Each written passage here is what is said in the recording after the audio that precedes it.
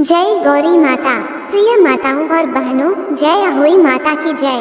भक्तों, आज हम आपको सुनाने जा रहे हैं एक ऐसी पवित्र कथा जो मातृत्व के प्रेम, त्याग और आशीर्वाद से भरी हुई है। ये कथा है अहोई अष्टमी व्रत की। यह व्रत संतान की लंबी आयु, सुख, समृद्धि और कल्याण के लिए किया जाता है। कहा जाता है कि अहोई माता अपने भक्तों की हर अनहोनी को होनी में बदल देती हैं। जिस घर में श्रद्धा और नियम पूर्वक अहोई माता की पूजा होती है, वहाँ सदा सुख, शांति, संतान, सौभाग्य और समृद्धि बनी रहती है। भक्तों, अहोई अष्टमी का अर्थ ही है अनहोनी को होनी में बदलने वाली माता। इसलिए इन्हें माता पार्वती का ही स्वरूप माना गया है। अहोई माता को संतान रक्षक कहा गया है। वह माताओं की गोद में हंसी खुशी भर देती हैं और उनके बच्चों को दीर्घायु, निरोगता और सफलता प्रदान करती हैं। जिस प्रकार करवा चौथ का व्रत पतिव्रता नारी अपने पति की लंबी आयु के लिए करती है, उसी प्रकार अहोई अष्टमी का व्रत माताएं अपने पुत्र पुत्रियों की दीर्घायु और मंगल कल्याण के लिए रखती हैं। यह व्रत कार्तिक मास के कृष्ण पक्ष की अष्टमी तिथि को किया जाता है, जब माताएं उपवास रखकर संध्या के समय अहोई माता की विधिवत पूजा करती हैं। अब जानते हैं वर्ष 2025 में अहोई अष्टमी की तिथि और शुभ मुहूर्त। वर्ष 2025 में अहोई अष्टमी सोमवार 13 अक्टूबर 2025 को मनाई जाएगी।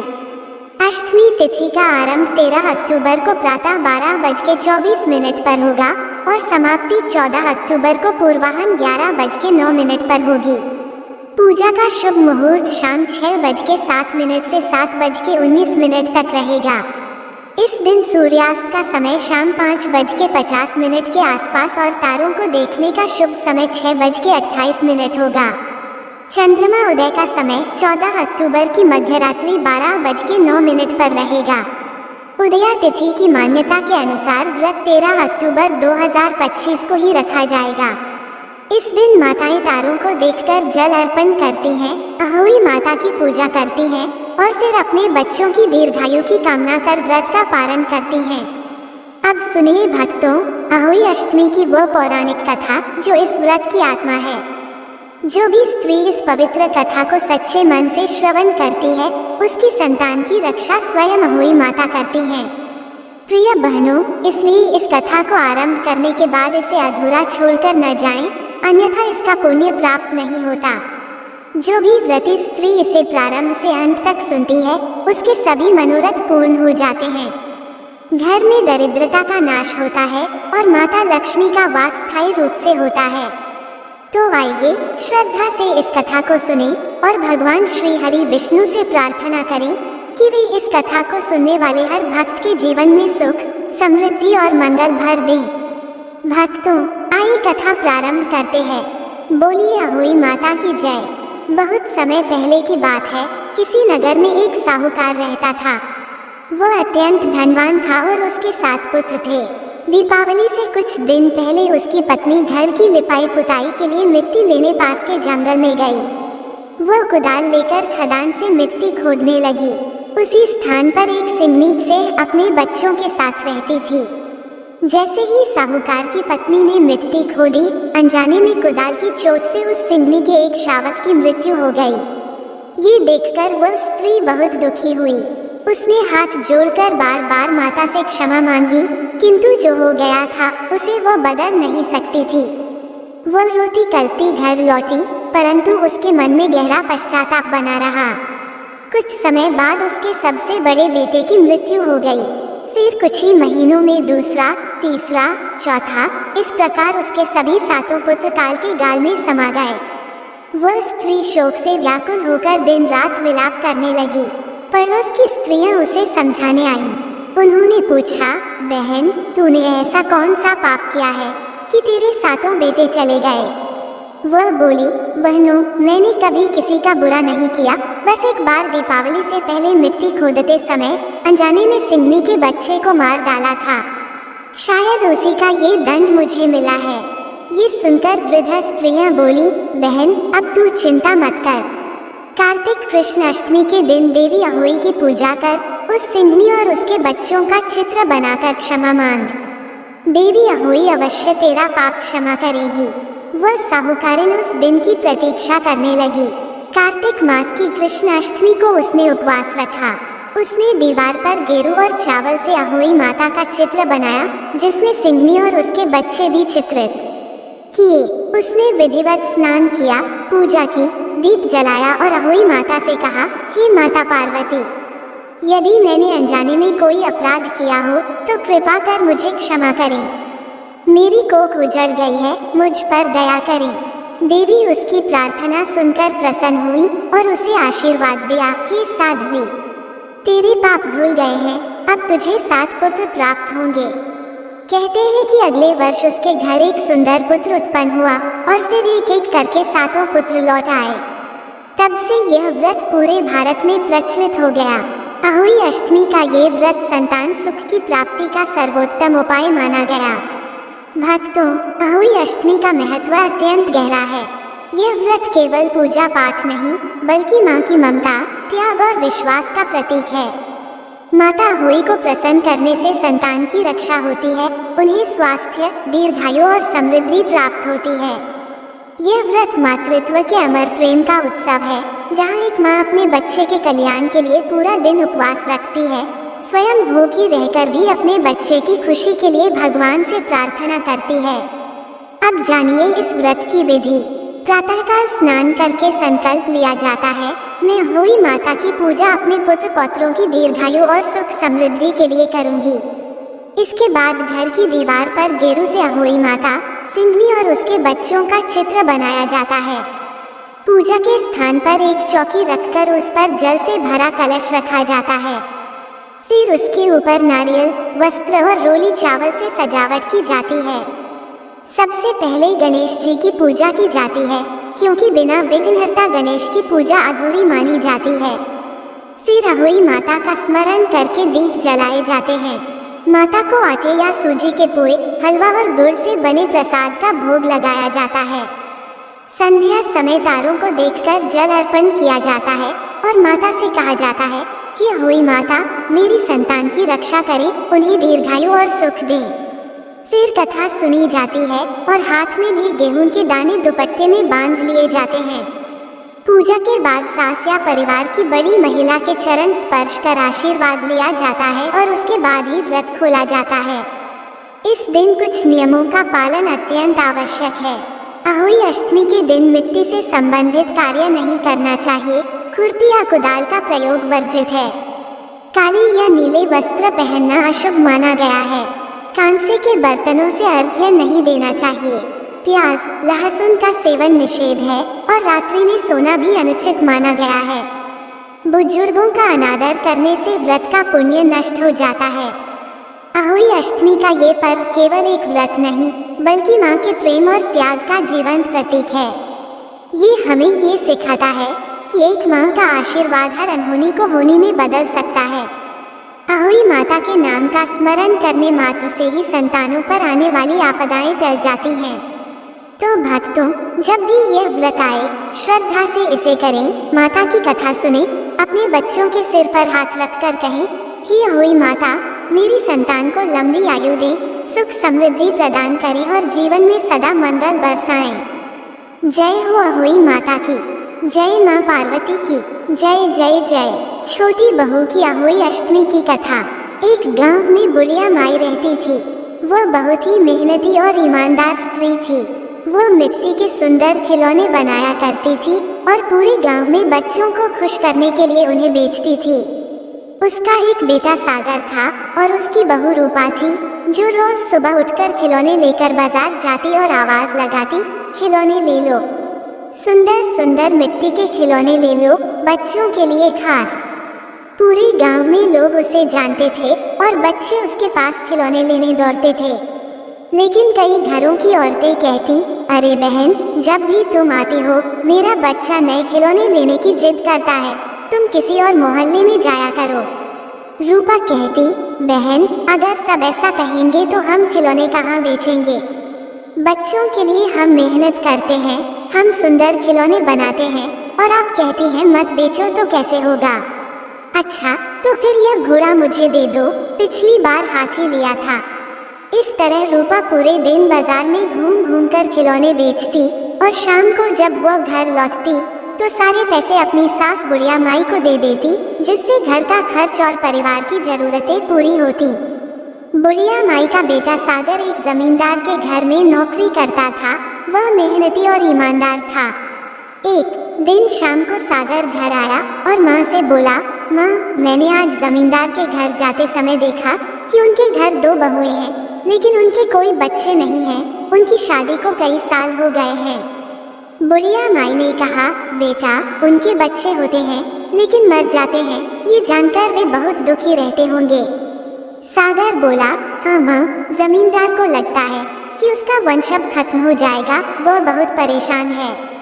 बुढ़िया माई ने कहा, तू चिंता मत कर बेटा, कल मैं रूपा को समझाकर भेज दूंगी। तू बस उसे अपनी मालकिन से मिलवा देना। अगले दिन बुढ़िया माई ने रूपा को तैयार किया और जमींदार के घर भेजा। रूपा ने बड़ी नम्रता से मालकिन से कहा, मालकिन, आपकी दोनों बहुओं के बच्चे मर जाते हैं।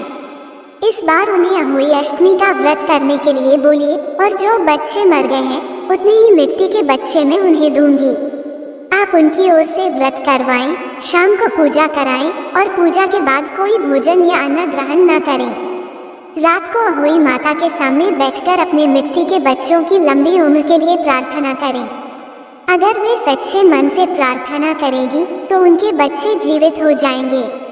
अहोई अष्टमी के दिन दोनों बहुएं अपनी अपनी मिट्टी के बच्चों को सामने रखकर पूजा करती हैं। बड़ी बहू पूरी श्रद्धा से व्रत निभाती है, लेकिन छोटी बहू को पूजा के बाद बहुत भूख लगती है और वह एक लड्डू खा लेती है। रात को जब वे दोनों माता से प्रार्थना करती हैं तो बड़ी बहू के बच्चे जीवित हो जाते हैं, लेकिन छोटी बहू के बच्चे नहीं होते। अगली सुबह जमींदार दौड़कर बुढ़िया माई के घर आता है और पूछता है, ऐसा कैसे हो सकता है कि अहोई माता एक को आशीर्वाद दे और दूसरे को नहीं।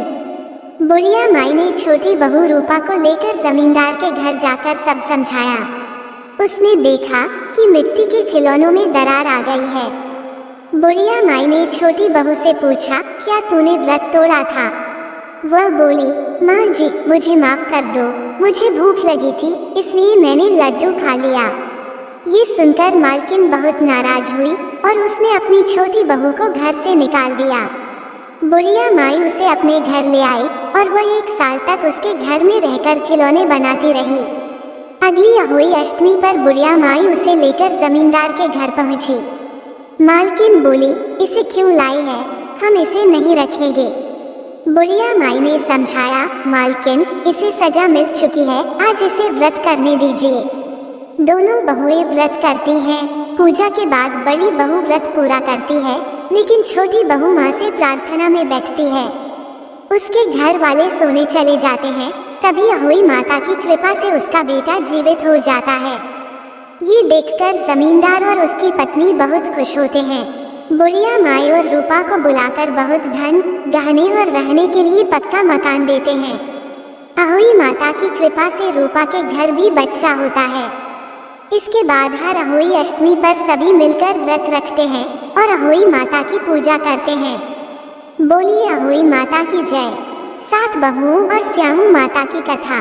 प्रिय बहनों और माताओं, ये कथा अत्यंत प्राचीन और भावपूर्ण है। एक नगर में एक साहूकार रहता था, जिसके 7 पुत्र, 7 बहुएं और एक प्यारी सी कन्या थी। दीपावली से कुछ दिन पूर्व कार्तिक मास की कृष्ण अष्टमी को सभी बहुएं अपनी ननंद के साथ मिट्टी लेने जंगल की ओर गईं, ताकि घर के आंगन में दीवारों पर दिए जलाने हेतु चौक और मिट्टी के घरौंदे बना सकें। जब वे सब मिट्टी खोद रही थी, तभी ननंद के हाथ से गलती से एक फावड़ा श्याम सेही के बिल में चला गया, जिससे उसके बच्चे मर गए।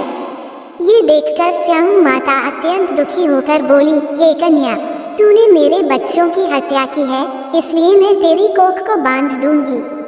ये सुनकर ननंद रोने लगी और अपनी 7 भाभियों से बोली, हे भाभियों, मेरी तो एक ही गलती से यह अनर्थ हो गया, तुम में से कोई मेरी जगह अपनी कोख बंधवा ले। 6 भाभियों ने कहा, हम अपनी कोख क्यों बंधवाएं? परंतु सबसे छोटी भाभी दयालु हृदय की थी। उसने सोचा, यह मेरी इकलौती ननंद है, यदि इसकी कोख बंध गई तो इसका जीवन सूना हो जाएगा, जबकि मेरी जेठानियाँ तो संतानवती हैं, वंश उनका चलता रहेगा। ये सोचकर उसने कहा, माता मेरी कोख बांध दो। श्यामू माता ने उसे आशीर्वाद न देकर श्राप दे दिया और उस दिन से उस बहू के जो भी बच्चे होते वे जन्म के 7वें दिन मर जाते। छोटी बहू बहुत दुखी रहने लगी। एक दिन उसने एक ब्राह्मण को बुलाया और अपना दुख कहा। ब्राह्मण बोले, हे बेटी, काली गाय श्यामू माता की सहेली है, तुम उसकी सेवा करो, वही तुम्हारी कोख खुलवा सकती है। छोटी बहू ने ये सुनते ही रोज सुबह उठकर चुपचाप गौशाला की सफाई करनी शुरू की। गाय को स्नान कराती, घास देती, पानी भरती और बड़े प्रेम से सेवा करती। कई दिन बीते। एक दिन गाय माता ने सोचा, कौन मेरी इतनी सेवा करता है। वो सुबह सुबह उठी और देखी तो छोटी बहू सेवा करती मिली। गाय माता प्रसन्न होकर बोली, हे पुत्री, क्या चाहती हो? बहू ने नम्रता से कहा, माता, श्यामू माता ने मेरी कोख बांध रखी है, आप उनसे कहकर मेरी कोख खुलवा दो। ये सुनकर गाय माता ने कहा, ठीक है बेटी, मैं तुम्हें अपनी सहेली के पास ले चलती हूँ। फिर वे दोनों समुद्र पार श्यामू माता के पास जाने लगी। मार्ग में कड़ी धूप थी। दोनों एक वृक्ष के नीचे विश्राम करने लगी। वृक्ष पर गरुड़ का बच्चा बैठा था। तभी एक सांप आया और उसे डसने लगा। छोटी बहू ने देखा तो दौड़कर सांप को मार डाला और बच्चे को बचा लिया। थोड़ी देर में गरुड़ आया। उसने खून देखा और समझा कि बहू ने उसके बच्चे को मारा है। वो गुस्से में आया, पर बहू ने विनम्रता से कहा, हे पक्षीराज, मैंने नहीं मारा, मैंने तो इसे बचाया है। फिर उसने सारा वृतांत कहा। ये सुनकर गरुड़ भाव विभोर हो उठा और बोला, हे पुण्यवती, मैं तुझसे प्रसन्न हूँ, क्या चाहती हो? बहू ने कहा, मुझे श्यामू माता के पास पहुँचा दो। गरुड़ ने कहा, ठीक है, मेरी पीठ पर बैठो। फिर वो उड़कर दोनों को 7 समुद्र पार ले गया और श्यामू माता के पास उतार दिया। श्यामू माता ने गाय माता को देखा और बोली, बहन, बहुत दिनों बाद आई हो, आओ बैठो, मेरे सिर में जुएं पड़ गई हैं, निकाल दो। गाय माता बोली, मेरे साथ यह बहू आई है, ये करेगी। बहू ने सलाई लेकर श्यामू माता के सिर की सारी जुएं निकाल दी। श्यामू माता बोली, तूने मेरे सिर में सलाई चुभाई है, इसलिए तेरे 7 पुत्र और 7 बहुएं होंगी। बहू बोली, माता, मेरे तो एक भी पुत्र नहीं है। तब श्यामू माता ने कहा, यदि मेरे वचन झूठे हों तो मैं धोबी के कुंड में पत्थर बन जाऊं। बहू ने कहा, मेरी कोख तो आपने बांध रखी है। तब श्यामू माता मुस्कुराई, अच्छा, तूने मुझे वचन से बांध लिया, जा अब तेरी कोख खुली, 7 पुत्र और 7 बहुएं होंगी। बहू ने प्रणाम किया, गाय माता के साथ लौटी और देखा कि उसके घर में 7 पुत्र और 7 बहुएं बैठे हैं। वह प्रसन्न हुई, 7 अहोई बनाई, 7 प्रकार की कढ़ाई चढ़ाई और पूजन किया। ये देखकर जेठानियाँ भी आईं और बोली, हमारी भी कोख खोलो माता। तब सभी ने श्रद्धा से अहोई माता की आराधना की और उनके घर सदा सुख शांति बनी रही। बोलिए श्यामू माता की जय। चंद्रिका और चंद्रभान साहूकार की कथा। बहुत समय पहले एक नगर में चंद्रभान नामक साहूकार और उसकी धर्मपत्नी चंद्रिका रहते थे। वे दोनों धनवान, सज्जन और भक्तिमान थे, परंतु संतान न टिकने का दुख उन्हें भीतर से तोड़ता जा रहा था। उनके जितने भी बच्चे हुए वे बाल्यावस्था में ही मृत्यु को प्राप्त हो जाते। वे प्रायः कहते, भगवान ने हमें सब कुछ दिया पर संतान सुख नहीं दिया। दुखी होकर दोनों ने निश्चय किया कि अब घर बार त्याग कर वन में तपस्या करेंगे। वे चल पड़े, न जल ग्रहण करते न अन्न। कई दिन भटकने के बाद वे बद्रिकाश्रम के समीप शीतल कुंड पहुँचे। वहीं उन्होंने जल त्याग कर मृत्यु व्रत धारण किया। 7 दिन बिना अन्न जल के बीते। तभी आकाशवाणी हुई, हे चंद्रभान, हे चंद्रिका, अपने प्राण मत त्यागो, तुम्हारे दुख का कारण पूर्व जन्म के पाप हैं। यदि चंद्रिका कार्तिक कृष्ण अष्टमी को अहोई माता का व्रत करे तो तुम्हारी कोख सुरक्षित होगी और तुम्हें दीर्घायु संतान प्राप्त होगी।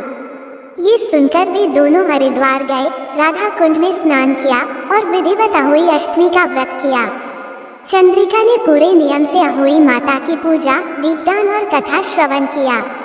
पूजा के अंत में वह आंसुओं में डूबी हुई बोली, हे माता, हमें संतान दीजिए ताकि हमारे जीवन में उजियारा हो। उसी रात अहोई माता स्वप्न में प्रकट हुई और कहा, तुम्हारे सभी दुख समाप्त हुए। शीघ्र ही तुम्हें दीर्घायु पुत्र प्राप्त होंगे। कुछ समय बाद चंद्रिका गर्भवती हुई और समय आने पर उसने एक सुंदर बालक को जन्म दिया। वह बालक दिन प्रतिदिन बढ़ता गया, स्वस्थ रहा और अपने माता पिता की सेवा करता रहा। फिर क्रमशः उन्हें कई और पुत्र हुए। घर में हर्षोल्लास छा गया। तब चंद्रभान ने कहा, अहोई माता ही वह दिव्य शक्ति है जो संतान सुख देती है। इस प्रकार वे दोनों जीवन भर अहोई माता की आराधना करते रहे और अंत में स्वर्ग लोक को प्राप्त हुए। बोलिए अहोई माता की जय। सेठानी और स्याऊ के बच्चों की कथा। एक नगर में एक धनवान सेठ और उसकी पत्नी रहते थे। उनके 7 पुत्र थे। एक दिन दीपावली से पूर्व सेठानी मिट्टी लेने खदान में गई। उसने जैसे ही फावड़ा चलाया, वहां रहने वाले स्याऊ सेही के बच्चे मर गए। ये देखकर सेठानी के हाथ कांप गए। उसने डर कर मिट्टी वहीं छोड़ दी और घर लौट आई। जब स्याऊ माता घर लौटी तो अपने बच्चों को मृत देखकर विलाप करने लगी और बोली, जिसने मेरे बच्चों को मारा है उसके भी बच्चे मरेंगे।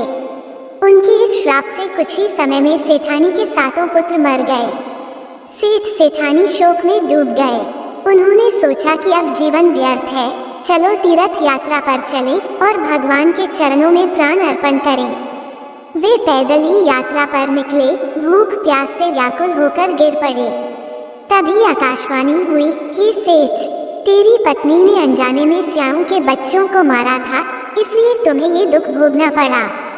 अब तुम दोनों गाय की सेवा करो और अहोई अष्टमी का व्रत करो। सभी जीवों पर दया रखो, किसी का अहित न करो, तब तुम्हें फिर संतान सुख मिलेगा। ये सुनकर वे लौट आए, घर में गाय की सेवा शुरू की और कार्तिक कृष्ण अष्टमी के दिन अहोई माता का विधिवत पूजन किया। कुछ समय पश्चात माता प्रसन्न हुई और उन्हें फिर 7 पुत्रों का सुख प्राप्त हुआ। वे दोनों धन्य हुए और अंततः स्वर्ग से धरे। बोलिए अहोई माता की जय। मालती एक गरीब औरत थी जो एक छोटे से गांव में रहती थी। वह मिट्टी के सुंदर खिलौने बनाकर बेचती थी। उसका पति घर पर बीमार पड़ा रहता था और उसकी सास हमेशा उसे ताने मारती रहती थी। लेकिन मालती हिम्मत और श्रद्धा से भरी हुई थी। एक दिन मालती बाजार जाकर अपने खिलौने बेचकर लौट रही थी। उसकी सास ने गुस्से में कहा, कहाँ रह गई, सारा दिन लगा दिया, घर में खाना बनेगा या सब भूखे मरेंगे। मालती ने जल्दी से खाना बनाना शुरू किया और कहा, माँ जी, आज बाजार में बहुत देर हो गई थी, भीड़ बहुत थी, अभी खाना बना देती हूँ।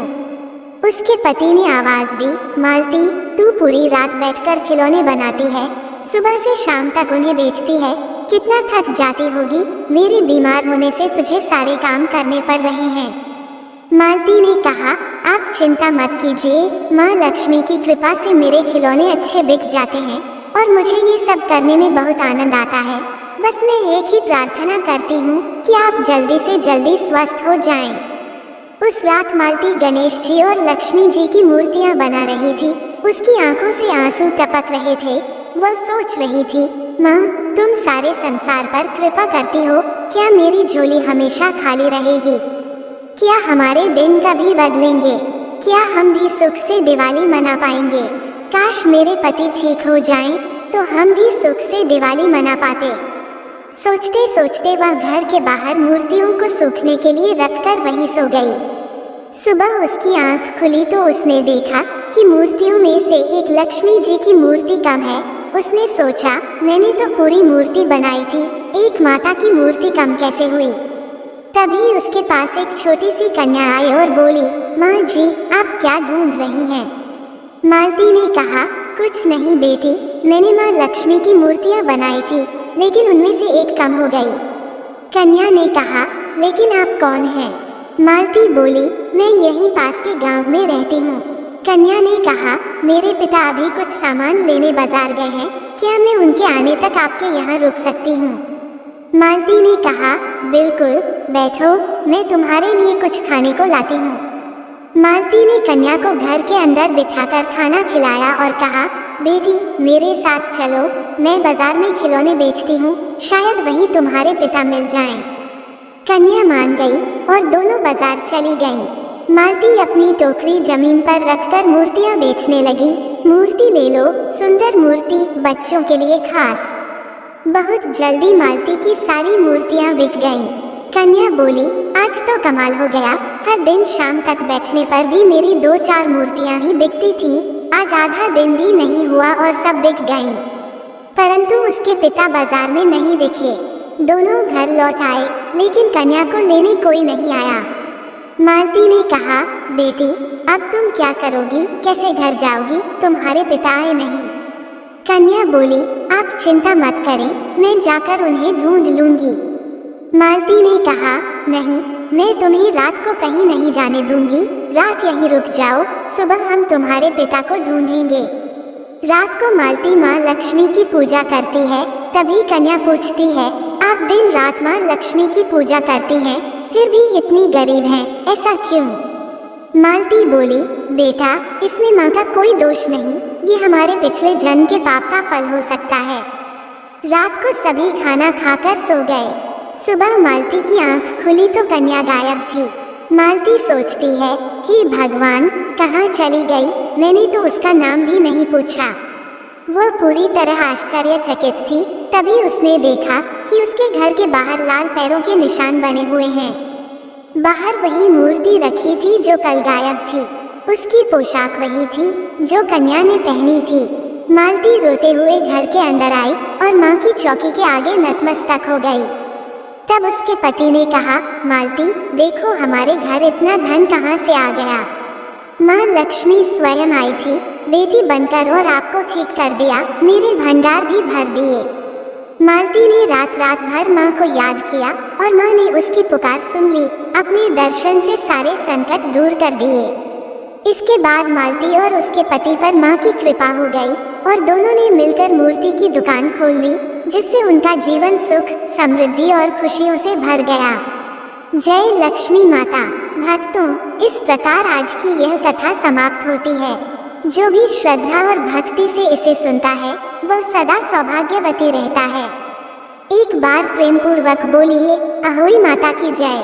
जय गौरी माता, जय लक्ष्मी माता। प्रेम से बोलिए, जय श्री हरि विष्णु। ऐसे ही और भी रोचक और आध्यात्मिक वीडियो के लिए चैनल को सब्सक्राइब कर लें। दोस्तों, आपको ये कथा कैसी लगी कृपया कमेंट करके जरूर बताएं। वीडियो पसंद आया हो तो लाइक करें और अपने दोस्तों के साथ शेयर करें।